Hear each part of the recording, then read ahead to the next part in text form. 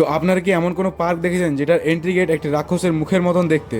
তো চলো চিত্তরঞ্জনের মধ্যবর্তীতে থাকা এই পার্কের ভিউটা তোমাদের সাথে শেয়ার করি।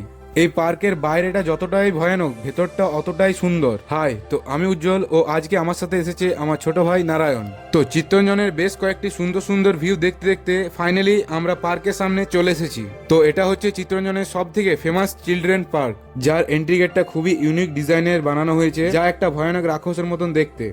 হ্যালো বন্ধুরা, তো আজকে আমরা চলে এসেছি চিত্তরঞ্জনের সেই ফেমাস পার্কে, যার এন্ট্রি গেট তোমরা দেখতে পাচ্ছ আমার পেছনে একটা রাক্ষসের মুখের মতন দেখতে।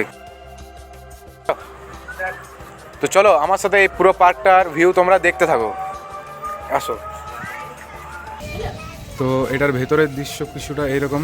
এই পার্কের ভেতরে ঢুকেই তোমরা সে বড় রাক্ষসের ছোট ভাইকে দেখতে পাবে, যে অনাহারে ছোট বাচ্চাদের খাচ্ছে আর বার করছে। রাক্ষস কুলবংশের নাম এই এখনো পর্যন্ত বাঁচিয়ে রেখেছে। তো এরই পাশে ছোট বাচ্চাদের জন্য একটা জাম্প স্লাইড আছে, যেটাতে আমি ভিডিও বানানোর জন্য যেই চেপেছিলাম ততক্ষণ অবধি ঠিক ছিল, কিন্তু যেই নামতে গেলাম তারপর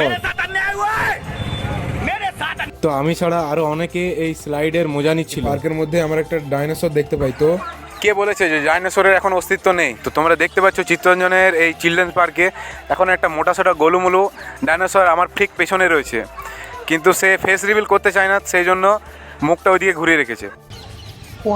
তো এটা এমন একটা ডাইনোসর যার সামনে দাঁতগুলো একটাও নেই, পেছনে দু তিনটে হয়তো খুব জোর দাঁত আছে। ফগলা ডাইনোসর কোথাকার। ডাইনোসরকে ফগলা বলায় প্রকৃতি আমাদের এই কথাটা মেনে নিতে পারলো না, আর মাত্র 2 মিনিটের মধ্যে প্রচন্ড বৃষ্টি শুরু করে দিই। বৃষ্টি থামার কিছুক্ষণ পরে আমরা আবার এই পার্কের ভ্রমণ শুরু করে দিই। এই দেখো বন্ধুগণ, এই একটি তিমি, তার পাশে একটি তিমি এবং তার পাশে রয়েছে একটি কুমির। তো চলো দেখি এই 15 ফুটের কুমিরের বেশি জোর না আমার। এই কুমিরের সাথে 1.5 মিনিটের একটা খুবই ভয়ঙ্কর লড়াই হয়, যার পর কুমিরটি আমার কাছে হার মানতে বাধ্য হলো। পার্কের মধ্যে একটা অনেক বড় ব্যাঙ রয়েছে। ব্যাঙের সাইজটা কত বড় তোমরা দেখতে পাচ্ছ এখানে। পার্কে ঘুরতে ঘুরতে কেউ হঠাৎই ফাট করে দেয়, যা রজনীগন্ধা সুগন্ধে আমার পুরো বুক ফেপে ওঠে। ওষুধ থাকলে বলে দাও। এই পার্কেরই মাঝখানে গোল মন্দিরের মতো একটা খুব সুন্দর বসার জায়গা রয়েছে, যেখানে বসে তোমরা অনেক কিছু দর্শন করতে পারো।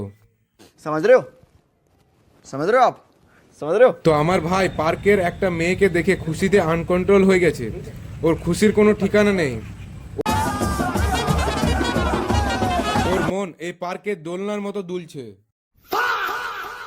পার্কের ভিডিওটা তোমাদের কেমন লাগলো সেটা অবশ্যই কমেন্টে জানাও।